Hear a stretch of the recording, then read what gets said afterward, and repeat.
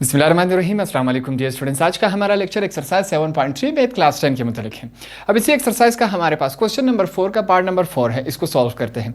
सवाल की तरफ देखें, हमारे पास एक ट्रिग्नोमेट्रिक रेशियो दिया गया है, बकाया 5 हमने फाइंड आउट करना है। सिंपल सवाल है। पार्ट नंबर 4 हमारे पास क्या है, सेकेंड थीटा हमारे पास क्या है 2 and cos theta is greater than 0। Second theta और cos theta is greater than 0।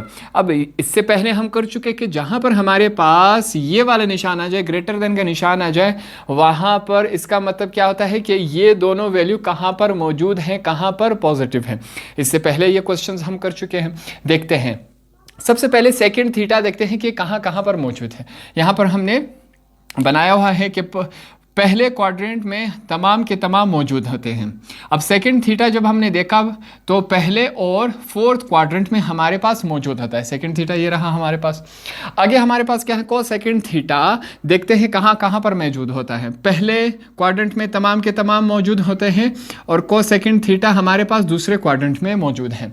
अब सबसे ज़्यादा थीटा कहाँ पर मौजूद है, जहाँ पर मैंने 2 टिक मार्क लगाए, यहाँ पर हमारे पास सेकेंड थीटा भी मौजूद है और cos सेकंड थीटा भी मौजूद है।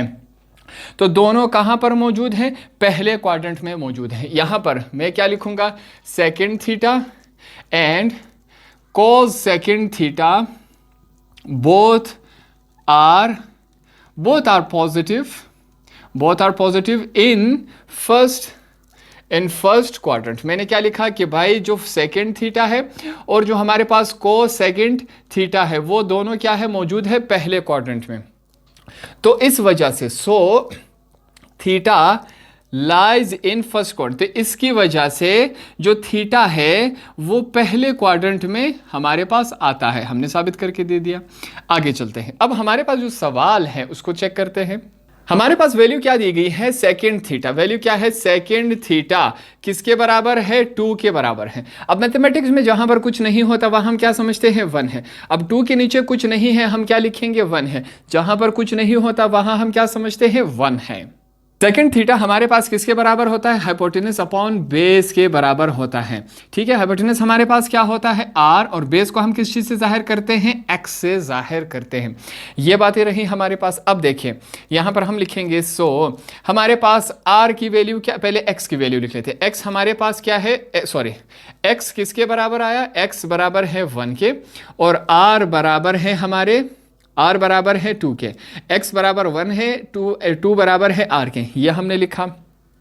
अब यहां तक आने के बाद हम क्या करेंगे, पाइथागोरस थ्योरम इस्तेमाल करेंगे। यहां पर मैं क्या लिखूंगा, बाय यूजिंग, ये चीजें आपने लाजमी लिखनी होती हैं। ठीक है, बाय यूजिंग पाइथागोरस, ये चीजें हम शुरू से इस एक्सरसाइज में करते आ रहे हैं। अब आपको ये चीजें आसान लगने लगेगी। पाइथागोरस थ्योरम हमारे पास क्या होता है, r का स्क्वायर एक्स का स्क्वायर प्लस वाई का स्क्वायर, ये हमारे पास होती है। आर की वैल्यू हमारे पास क्या है, 2 पर हम क्या लगेंगे, स्क्वायर लगाएंगे। एक्स की वैल्यू हमारे पास क्या है, 1 है, 1 के ऊपर हम स्क्वायर लगा देंगे। और वाई की वैल्यू हमारे पास नहीं है तो इसको सेम एज इट इज लिख लेंगे। अब 2 का हमारे पास स्क्वायर, इसका मतलब क्या है, 2 मल्टीप्लाई बाय 2 क्या होता है, 2 2s are 4। तो यहां पर हम क्या लिखेंगे, 4 इज इक्वल टू 1 का स्क्वायर हमारे पास 1 ही होता है प्लस y का स्क्वायर। ठीक है, अब आगे चलते हैं। यहां पर देखिए 4, ये 1 यहां पर क्या है, पॉजिटिव है, दूसरी तरफ आगे क्या हो जाएगा, नेगेटिव हो जाएगा।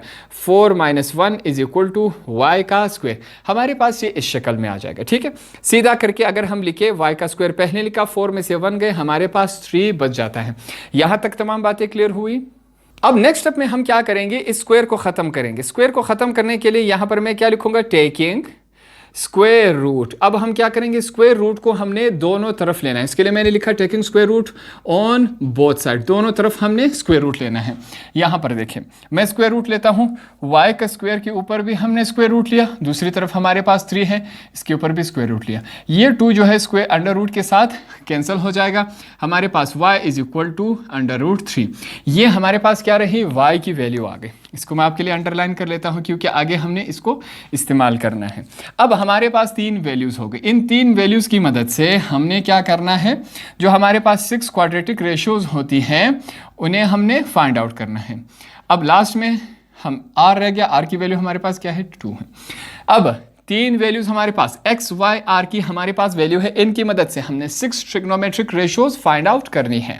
सबसे पहले हमारे पास क्या है, साइन थीटा। साइन थीटा किसके बराबर होता है, परपेंडिकुलर अपॉन हाइपोटेनस के बराबर होता है। परपेंडिकुलर हमारे पास किसको जाहिर करते हैं, y, हाइपोटेनस से हमारे पास r, y की वैल्यू हमारे पास क्या है, रेडिकल 3, r की वैल्यू हमारे पास क्या है 2, ये रहा।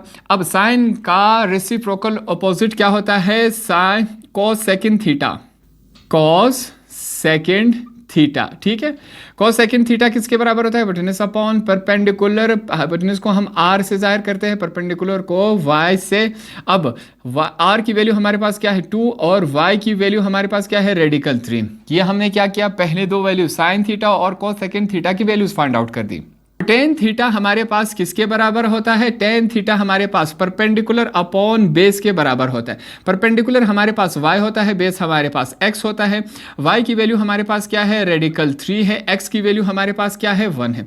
अब यहाँ पर देखें 1 अगर हम नहीं लिखे तब भी फर्क नहीं पड़ता। यहाँ पर देखें जहाँ पर मैथमेटिक्स में कुछ नहीं होता वह हम क्या समझते हैं, 1 है, तो इस वजह से ये 1 हम नहीं लिख रहे, ये हमारे पास हो गया। अब टेन थीटा का ऑपोजिट क्या होता है, कॉट थीटा होता है।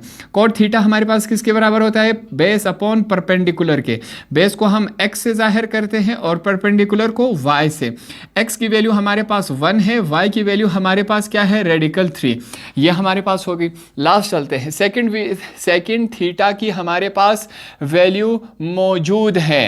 फाइंड आउट करेंगे, कोस थीटा को फाइंड आउट करेंगे। यहां पर मैं लिखूंगा कोस थीटा। कोस थीटा बराबर होता है बेस अपॉन हाइपोटेनस के बराबर होता है।